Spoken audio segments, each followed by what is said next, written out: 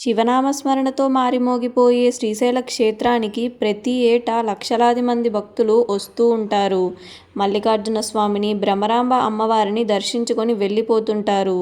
కానీ శ్రీశైల క్షేత్రానికి కేవలం 16 కిలోమీటర్ల దూరంలో దట్టమైన నల్లమల్ల అడవుల నడుమ ఒక రహస్య ప్రపంచం దాగి ఉందనే విషయం మీలో ఎంతమందికి తెలుసు?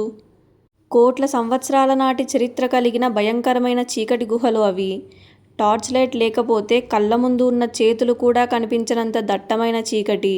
అసలు ఆ గుహల లోపల ఏముంది? 12వ శతాబ్దానికి చెందిన పరమ శివభక్తురాలు అక్కమహాదేవి గారు ఈ గుహల్లోనే బట్టలు లేకుండా ఎందుకు తపస్సు చేశారు? ఆమె వస్త్రాలను త్యజించడానికి గల కారణం ఏమిటి? ఈరోజు ఈ మిస్టరీ గుహల అసలు చరిత్రను పూర్తిగా తెలుసుకుందాం. వీడియో చాలా ఇంట్రెస్టింగ్గా ఉంటుంది. ఎక్కడా కూడా స్కిప్ చేయకుండా చూడండి. ఈ అక్కమహాదేవి గుహలకు చేరుకోవడం అంత సామాన్యమైన విషయం కాదు. ఇది ఒక సాహసయాత్ర అనే చెప్పాలి. మొదట మనం శ్రీశైలంలోని పాతాళగంగకు చేరుకోవాలి. అక్కడి నుండి ఏపీ టూరిజం వారి బోట్లు దొరుకుతాయి. కృష్ణానదీ జలాల గుండా ఎత్తైన నల్లమల్ల కొండల మధ్యలో దాదాపు 1 గంట పాటు బోటు ప్రయాణం చేయాలి. చుట్టూ అడవి, లోతైన నది. ఈ ప్రయాణమే మీకు లైఫ్ టైం మెమరీగా మిగిలిపోతుంది. నది ఒడ్డున బోటు దిగిన తరువాత గుహ లోపలికి వెళ్ళడానికి కొండల మీద కొద్ది దూరం నడవాల్సి ఉంటుంది. ప్రకృతి ప్రేమికులకు, అడ్వెంచర్ ఇష్టపడే వారికి ఈ రూట్ ఒక స్వర్గంలా అనిపిస్తుంది. ఇంతకీ ఈ గుహలకు అక్కమహాదేవి అనే పేరు ఎలా వచ్చింది? ఆమె చరిత్ర ఏమిటి? ఇప్పుడు తెలుసుకుందాం. క్రీస్తు శకం 12వ శతాబ్దంలో కర్ణాటకలోని ఉడితడి అనే గ్రామంలో అక్కమహాదేవి జన్మించారు. ఆమె చిన్నతనం నుంచే లౌకిక సుఖాలపై ఆసక్తి లేకుండా శ్రీశైల మల్లన్ననే తన భర్తగా భావించి పూజించేవారు. అయితే ఆ ప్రాంతపు రాజు కౌశికుడు ఆమె అందానికి ముగ్ధుడై బలవంతంగా పెళ్లి చేసుకున్నాడు. కానీ అక్కమహాదేవి మనసంతా శివునిపైనే ఉండేది. ఒకరోజు రాజు ఆమె భక్తిని అవమానిస్తూ మాట్లాడడంతో ఆగ్రహించిన అక్కమహాదేవి రాజభవనాన్ని వదిలి వెళ్ళిపోవడానికి సిద్ధపడింది. అప్పుడు రాజు కోపంతో, నా రాజభవనంలో ఉన్నవన్నీ నావే. నువ్వు వేసుకున్న బట్టలు, నగలతో సహా నా సొత్తే. వాటన్నింటినీ వదిలేసి వెళ్ళు అని సవాల్ చేశాడు.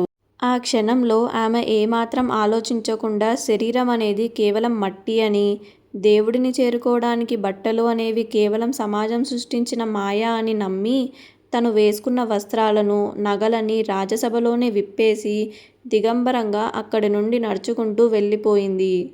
రాజప్రాసాదాన్ని వదిలేసిన అక్కమహాదేవి పరమశివుడిని వెతుక్కుంటూ కాలినడకన శ్రీశైల నల్లమల్ల అడవులకు చేరుకుంది.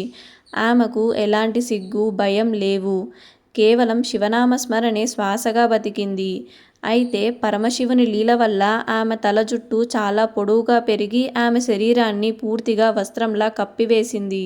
సమాజానికి దూరంగా క్రూర జంతువులు ఉండే ఈ దట్టమైన కొండ గుహలనే ఆమె తన నివాసంగా మార్చుకుంది. ఇక్కడే కఠినమైన దీక్షతో ఘోర తపస్సు చేసింది. ఆమె కన్నడ భాషలో రాసిన భక్తి కవితలు, వచనాలు అంటారు. ఇవి ఇప్పటికీ ఎంతో ప్రసిద్ధి. ఇక్కడే తపస్సు చేస్తూ ఆమె చివరికి శ్రీశైల మల్లన్నలో లీనమై శివైక్యం చెందిందని భక్తులు నమ్మడం వల్లే ఈ గుహలకు అక్కమహాదేవి గుహలు అనే పేరు వచ్చింది. ఇక ఈ గుహల లోపలి విశేషాలకి వస్తే, గుహ ప్రవేశ ద్వారం సుమారు 100 అడుగుల ఎత్తుతో చాలా పెద్దగా ఉంటుంది. కానీ లోపలికి వెళ్లే కొద్దీ దారి చాలా ఇరుకుగా మారుతుంది. కొన్ని చోట్ల అయితే వంగి మోకాల మీద పాకుకుంటూ వెళ్లాల్సి ఉంటుంది. లోపల ఆక్సిజన్ లెవెల్స్ కూడా తగ్గుతాయి. పైగా గుహల నిండా గబ్బిలాలు ఉంటాయి. దాదాపు 150 మీటర్లు భయంకరమైన చీకటిలో ప్రయాణించిన తరువాత గుహ చివరన ప్రకృతి సిద్ధంగా ఏర్పడిన ఒక అద్భుతమైన శివలింగం కనిపిస్తుంది. అంతటి చీకటి లోయలో ఆ శివలింగాన్ని చూడగానే భక్తులకు కలిగే అద్భుతమైన ఆధ్యాత్మిక అనుభూతిని మాటల్లో వర్ణించలేము.